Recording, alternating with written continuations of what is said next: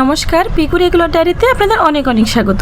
আশা করছি আপনারা খুব ভালো আছেন। তো প্রতিদিনের মতো আজকেও নিয়ে চলে এসেছি নতুন একটা রেসিপি। আজকে আমি বানাবো পোয়া মাছের তেল ঝাল বা ভোলা মাছের তেল ঝাল। প্রতিদিনের মতো আজকের রেসিপিটা অনেক সহজভাবে বানাবো। তার জন্য এখানে আলু, পেঁয়াজ, টমেটো, ধনেপাতা, কাঁচা লঙ্কা আর একটু আদা রসুন পেস্ট নিয়ে নিয়েছি।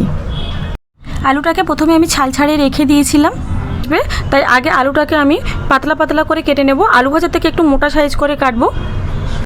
তেল ঝালে অনেকেই আলু পছন্দ করে না, আপনারা চাইলে আলু নাও দিতে পারেন। এখানে আমি অপশনালভাবে আলু ইউজ করলাম। আলুটা কাটা হয়ে গেলে একটা বোলের মধ্যে তুলে নেব, তারপর ভালো করে জল দিয়ে 2 থেকে 3 বার ধুয়ে নেব।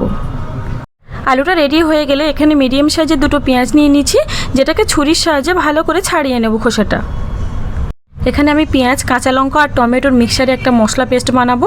এর জন্য প্রথমে পেঁয়াজটাকে ছাড়িয়ে নিচ্ছি, তারপর এটাকে ছোট ছোট টুকরো করে নেব। একইভাবে টমেটোটাও ছোট ছোট টুকরো করে নেব আর কাঁচা লঙ্কার সাথে এটা একটা পেস্ট বানিয়ে নেব। আজকে আমি যেভাবে ভোলা মাছের তেল ঝাল বানাচ্ছি, এইভাবে বানালে টেস্ট খুব ভালো হয়। আর রেসিপিটা দেখে রিচ মনে হলেও এটা কিন্তু অনেকটাই হালকা রান্না আর সামান্য কিছু উপকরণ দিয়ে রেডি হয়, আর টেস্ট হয় অসাধারণ। আপনার হাতে যদি সময় কম থাকে তাহলে দুপুরে খুব ঝটপট বানিয়ে নিতে পারেন ভোলা মাছের তেল ঝাল, কারণ রেসিপিটা খুব ঝটপট হয়ে যায়। আমার ভিডিওগুলো যদি আপনাদের সামান্য কিছু উপকারে লাগে, তাই পুরো ভিডিওটি দেখার জন্য অনেক অনুরোধ রইল। আপনাদের সাথে কথা বলতে বলতে 2টো মিডিয়াম সাইজের পেঁয়াজ, একটা বড় সাইজের টমেটো আর 4 থেকে 5টা কাঁচা লঙ্কা আমার সব রেডি করা হয়ে গেছে। এটা এখন মিক্সারে একটা পেস্ট বানিয়ে নেব। আর এখানে সামান্য ধনেপাতা নিয়েছি, যেটাকে আগে থেকে ভালো করে ধুয়ে জল ঝরিয়ে রেখেছিলাম। এখন বড় ছুরিটা ইউজ করছিলাম, তাই ছুরির মাথার সাহায্যে আমি ভালো করে ছোট ছোট করে নেব। আপনারাও ধনেপাতাটাকে ভালো করে ধুয়ে নেবেন, না হলে অনেক সময় ধনেপাতাতে বালি বা মাটি লেগে থাকে। আর এখানে আমি আদা আর রসুনের পেস্ট নিয়ে নিয়েছি। আদা আর রসুন মিলিয়েই আমি 1 টেবিল স্পুন মতো নিয়ে নিয়েছি। আর কয়েকটা কাঁচা লঙ্কা এখানে ছুরির মাথার সাহায্যে আমি চিড়ে নিলাম। আর এখানে আমি সামান্য কিছু গুঁড়ো মশলা নিয়ে নিলাম লবণ, হলুদের গুঁড়ো, লঙ্কার গুঁড়ো আর জিরের গুঁড়ো।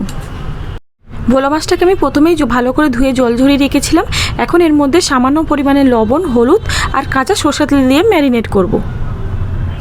ভোলা মাছের খুব ছোট ছোট আঁশ থাকে, তাই পরিষ্কার করে ধুয়ে নিতে একটু সময় লাগে। একজন আমাকে মাছ কেটে ভিডিও করে পোস্ট করতে বলেছে, তো তাকে বলছি সময় পেলে অবশ্যই আপনার জন্য ভিডিওটি পোস্ট করব। কমেন্টটা করার জন্য অনেক অনেক ধন্যবাদ। এখন মাছগুলো আমার ভালো করে ম্যারিনেট করে নেব। মাছটা ম্যারিনেট করা প্রায় আমার কমপ্লিট হয়ে গেছে। চলুন এখন রান্নাটা শুরু করা যাক।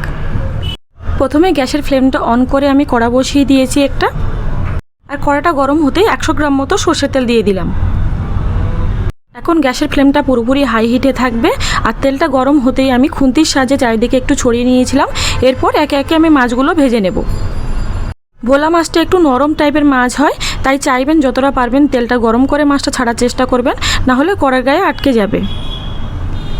মাছটা যেহেতু একটু নরম মাছ, তাই হাই হিটে 2 থেকে 3 মিনিট আমি মাছটাকে লাল লাল করে কড়া করে ভেজে নেব। 2 থেকে 3 মিনিট পর মাছটা আমার কড়া করে ভাজা হয়ে গেছে। এখন একই তেলে আমি বাকি মাছগুলোও ভেজে নেব। বাকি মাছগুলো আমি একইভাবে 3 থেকে 4 মিনিট উল্টে পাল্টে লাল লাল করে কড়া করে ভেজে নেব। এখন সবগুলো মাছ আমার ভাজা কমপ্লিট হয়ে গেছে। এখন একটা বোলের মধ্যে আমি মাছগুলো তুলে নিলাম। এরপর গ্যাসের ফ্লেমটা পুরোপুরি লোতে করে দেব। দিয়ে খুন্তির সাহায্যে তেলটা আমি একটু ক্লিন করে নেব। আর একই তেলের মধ্যে আমি পুরো রান্নাটাও কমপ্লিট করে নেব। আপনারা চাইলে তেলটা চেঞ্জ করে নিতে পারেন।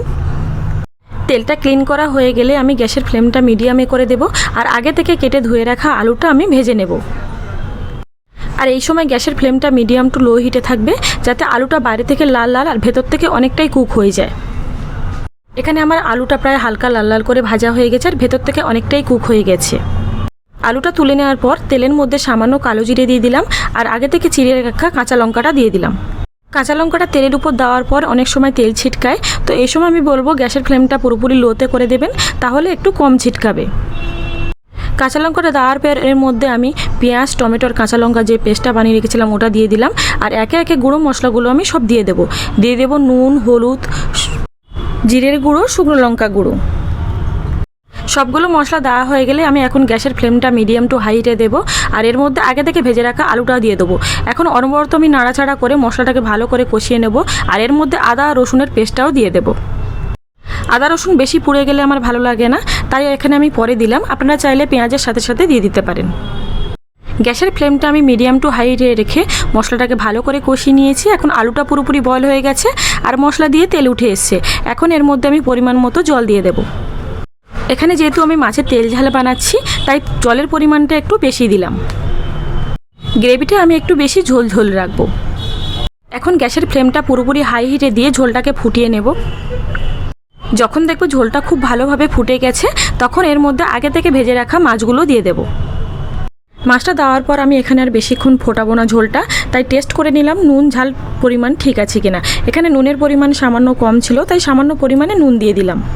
এখানে আমার সব কিছুর পরিমাণ পারফেক্ট আছে তাই উপর দিয়ে সামান্য ধনেপাতা ছড়িয়ে নামিয়ে নেব।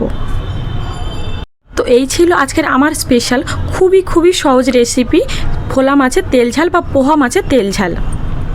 এই মাছটাকে কে কী নামে বলেন আমাকে অবশ্যই কমেন্টে জানাবেন।